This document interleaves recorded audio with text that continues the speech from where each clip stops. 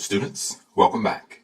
In today's lecture, we will discuss what I think is the single most important concept in immunology. To help me explain this, I will need to draw 3 mice. Here we have our 3 mice. We will use these mice to illustrate tissue transplantations. The mice here will represent the original state. We will copy these mice to show the transplanted body parts. Let's show our copied mice. We will represent the transplanted tissue using these mice. The body part that we will use will be the tails. The reason that we're using the tails is because it's easier to draw the tail separate from the rest of the body. We will transplant the tails from the 2 brown mice to the bodies of the blue mouse and the green mouse. Each of the new mice represent a tissue transplant.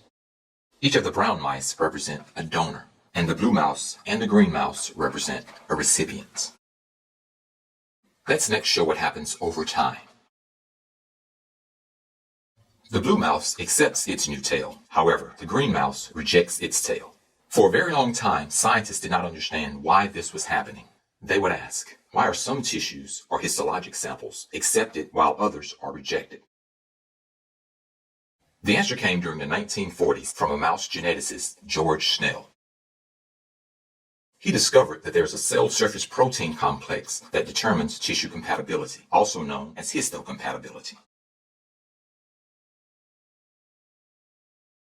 For this work, he became the 1980 Nobel Prize laureate.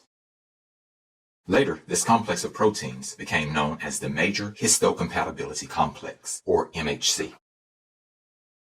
Today, when surgeons need to perform a tissue or organ transplant, they first check these proteins to make sure that the donor and recipient are compatible. In the next lecture, we will explore the mechanism of this complex. This concludes our first lecture on tissue transplantation and the Major Histocompatibility Complex. I hope that you've learned a lot.